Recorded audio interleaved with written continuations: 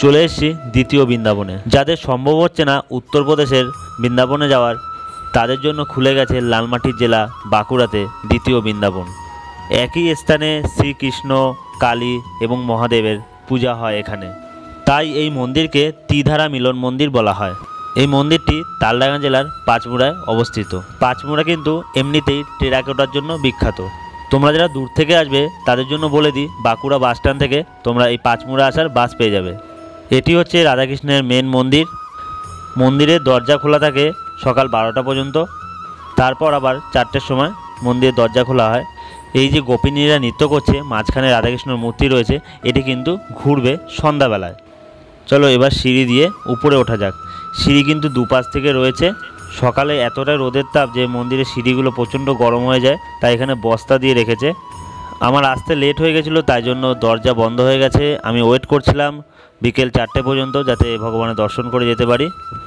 এখানে বিশ্রামের জায়গা রয়েছে, সবাই বসে আছে এবং মন্দিরের দেওয়ালে নিখুঁত শিল্পকলার কাজ রয়েছে। মেন মন্দিরের দেওয়ালে শ্রীকৃষ্ণের সব লীলাগুলোকে তুলে ধরেছে শিল্পকলার মাধ্যমে, যেটা দেখতে সত্যি খুবই সুন্দর লাগছিল।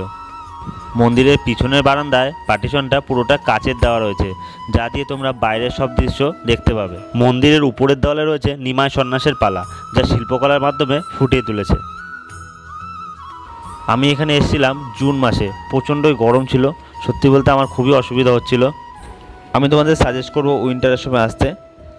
শীতের সময় আসলে এখানে খুব সুন্দর সময় কাটাতে পারবে। আর বলে রাখি, এখানে কিন্তু থাকার সুব্যবস্থা রয়েছে। এখানে রুম রেট শুরু হচ্ছে 600 টাকা থেকে। ওই যে দূরে যে বিল্ডিংটা দেখা যাচ্ছে, ওখানে কিন্তু থাকার ব্যবস্থা রয়েছে। গ্রাউন্ড ফ্লোর এবং ওপর ফ্লোরেও রয়েছে এসি নন এসি দুটো রুমই তোমরা পেয়ে যাবে। এটি হচ্ছে নাট মন্দির বা আটচালা মন্দির। এখানে প্রতিদিন মহারাজ ভাগবত পাঠ করেন। আর একটা কথা বলে রাখি, এখানে কিন্তু সন্ধ্যাবেলার দৃশ্য পুরোপুরি পাল্টে যায়। সন্ধ্যা 6:30 থেকে সন্ধ্যা আরতি শুরু হয় এবং মন্দিরের সব লাইটগুলো জ্বলে ওঠে। সে এক অপরূপ দৃশ্য তৈরি হয় এখানকার। এখানে তোমরা গোটা একটা দিন না কাটালে বুঝতে পারবে না এখানের যে কি অপরূপ দৃশ্য এবং অপরূপ ভগবানের লীলা। মন্দিরের ডান পাশে রয়েছে রাম মন্দির। এখানে বজরংবলী, রাম, সীতা, লক্ষ্মণের মূর্তি রয়েছে। জয় শ্রীরাম। তার পাশে রয়েছে শিব মন্দির। তারপর রয়েছে সেই পুরনো বটগাছ। এখানে কিন্তু প্রচুর ভক্তরা ঢিল বাঁধে এবং যে যার মনস্কামনা পূরণ করে। আর শুনেছি এই বটগাছ নাকি খুব জাগ্রত। শিব মন্দিরের পাশেই ঠিক রয়েছে এই বটগাছটি। মন্দিরটি কিন্তু সত্যি খুব পরিষ্কার পরিচ্ছন্ন। এখানে কোনো রকম নোংরা তোমরা দেখতে পাবে না। মন্দিরের কর্মীরা সবসময় সাফসাফাই করেই চলেছে। আর তোমাদের কাছে একটা রিকোয়েস্ট, তোমরা যারা আসবে অবশ্যই মন্দিরকে পরিষ্কার পরিচ্ছন্ন রাখবে। এবার চলে আসি খাবার জায়গায়। সকাল থেকে মন্দির ঘুরে খুবই খিদে পেয়ে গেছে।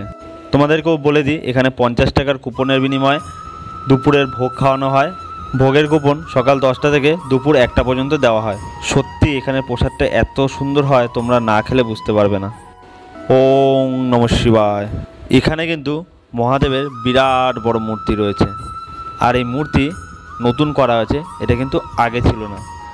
এবার চলে এসেছি গোশালায়। মন্দিরের নিজস্ব গোয়ালঘর রয়েছে। এখানে 30 থেকে 40টি গরু রয়েছে।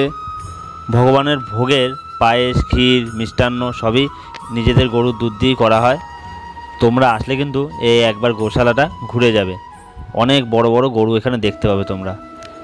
তো এখন বাড়ি ফেরার পালা। লাস্টে বাড়ি ফেরার সময় এই মহাদেবের মূর্তির সাথে কিছু রিলস বানিয়ে নিলাম। তোমরা যারা এখনও এখানে আসোনি, একবার এসে ঘুরে যাও। ভিডিওটা ভালো লাগলে একটা লাইক করে দিও আর সাবস্ক্রাইব করে সঙ্গে থেকো। দেখা হচ্ছে নেক্সট ডেস্টিনেশনে। ততক্ষণের জন্য